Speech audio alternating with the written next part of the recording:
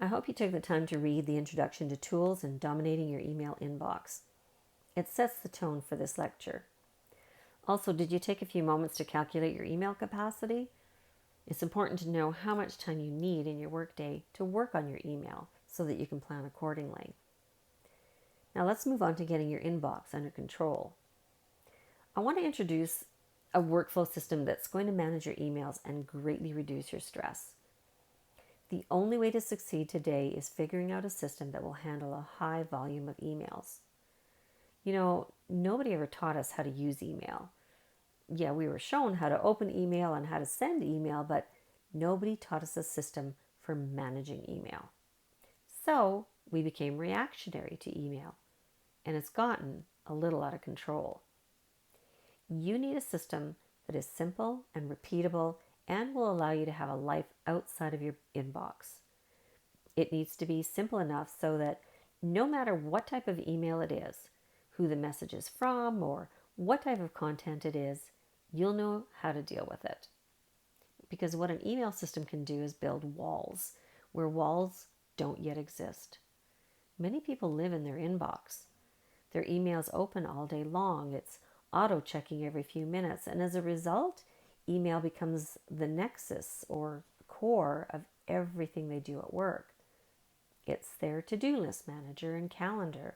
They spend unknown amounts of time scrolling through emails trying to figure out what they're doing today. So it's easy to see how many people can become overwhelmed by this. And this is not a system, and it's not a way to live and work. Email is the greatest source of workplace stress.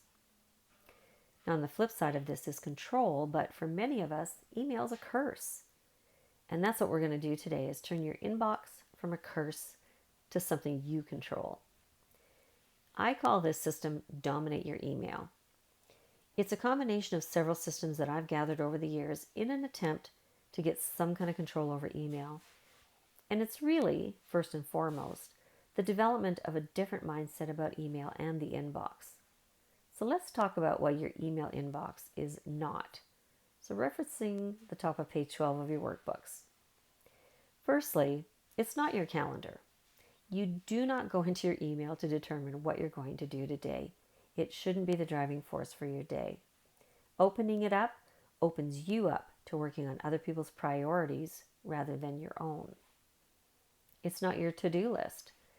Too many people use it to manage their to-dos. All of their responsibilities are in their inbox, and they're constantly reviewing up and down what needs to get done. It's not your task manager. There's not really a way to prioritize your emails there. Yes, you can use flags, but what if you have too many emails flagged? When you've got too much of something, it really becomes meaningless.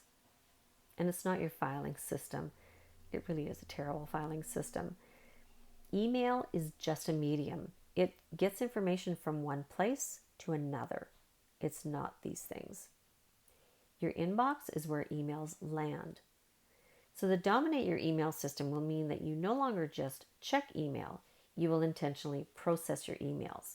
And I'll talk a little bit more about that in a minute, but there's 3 parts to the system. There's setting up the system, how to use the system, and maintaining the system. So for this recording, I'll talk about setting it up and using the system. If you look at the first diagram on page 12, and I've also provided both of these images in this section of the course as well for you, but we begin with setting up a set of folders that will manage your emails. This diagram shows you what I suggest, but this might look different for every one of you. But when you figure that out, it'll make things a lot easier for you, because once you know where stuff goes, it just makes it a lot easier to put it there. My rule is KISS. Keep it super simple. That's the key. You have 5 folders that will organize your emails. I call them smart folders. Now, notice the @ symbol in front of the folder name. The reason is that using a symbol will float those folders to the top of your folder list because you want to have easy access to them. So the first one there is action.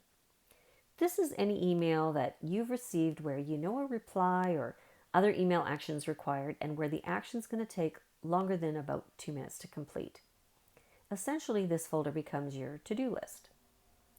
Read review. This is any email that you want to scan over at a later stage rather than read it as soon as it lands in your inbox. And then waiting.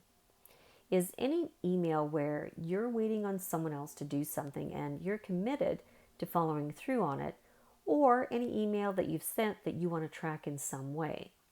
A tip here might be to CC yourself and then place that email into the folder. Or the alternative is to move it from your sent items folder. This folder serves as a place to store emails to remind you of communications where you're expecting someone to reply to you. Now, these first 3 folders are what I consider active and are your new hangout. No more storing live emails in your inbox. This folder is where the action is, or rather these folders. Batching the action emails just makes for a more efficient way of getting stuff done.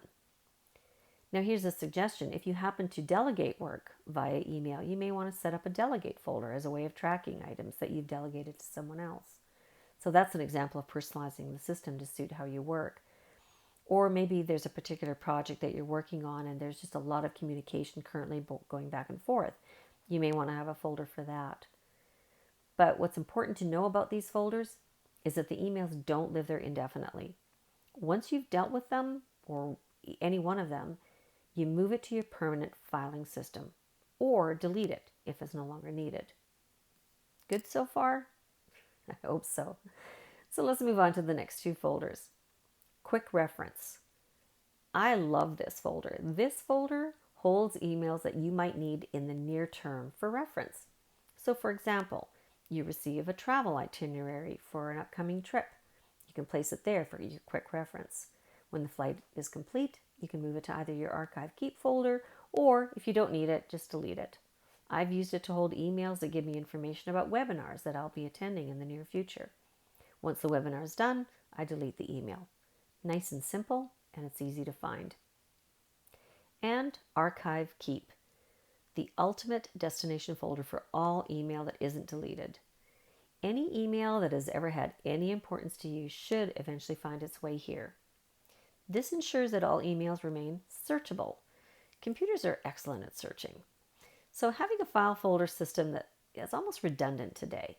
If you have one place to put all your emails that you no longer are working on, it just makes it that much easier to put stuff away. So unless you have a really easy file system in place, I would suggest having one folder and storing everything in there. Now, these are really dump buckets that you move emails in and out of and are a core piece of using and maintaining your system when you're processing your email. So as a concept, what do you think the benefit would be with this folder system for your emails? Why might this idea not work for you? And is there something that you could do to make it work for you? Just a few things to think about. Because here's the thing. When your email acts as that holding place for 50, 100, 1,000 more emails, some read, some unread, some that need replying to, some that should be filed, many that need to be deleted, etc., it's too hard to be on top of it.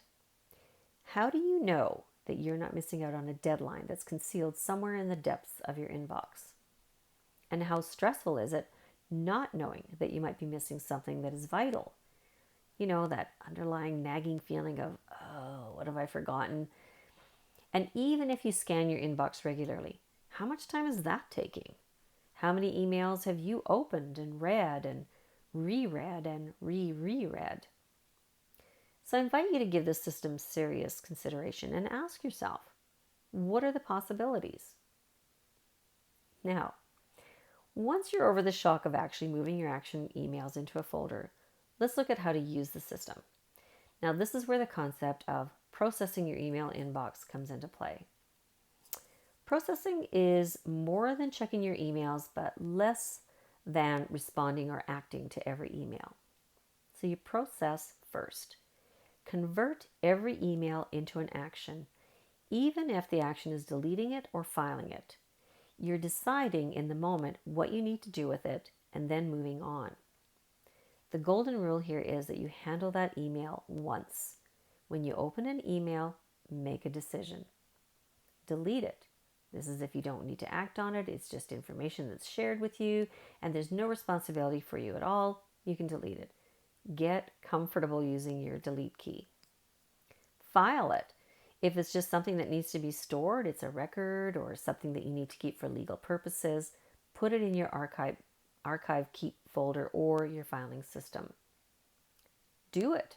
If it's really quick and you can do it in less than 2 or 3 minutes, get it done, get it out of your way. And then defer and schedule it.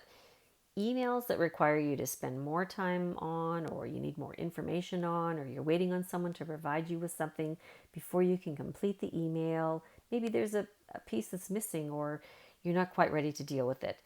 These then go into either your action or your waiting folder. This isn't procrastination. This is making a decision to defer it. And if it's something that you want to read, well, then it moves into your read review folder. At the end of the processing time, there should be no emails that you've opened that you did not apply one of these actions to. You will do yourself a massive favor if you begin to apply these actions to your email and use smart folders to batch your emails. Your inbox should simply be a place for emails that haven't been read yet. It's an intentional and specific amount of time you set aside to process your email inbox. We find lost productivity in our inbox. The average knowledge worker, and that's you, checks their email 40 times a day. So let's do the math on that. Even if all you do is peruse your inbox, let's say each check is about 2 minutes. Each day that adds up to 1 hour and 20 minutes. And each week that accumulates to 6 hours and 40 minutes. That adds up to nearly one entire workday every week of lost productivity spent just perusing your inbox. It's time to be more intentional about working on your email. Okay, so that's it for the lecture part. Be sure to read Maintaining the System notes, as well as setting email expectations. You've also got some additional email tips in your workbook on page 13 and 14 for reference if you like. And also, please post your thoughts on this system in the discussion forum. You'll find the instructions there. And this concludes Dominate Your Email.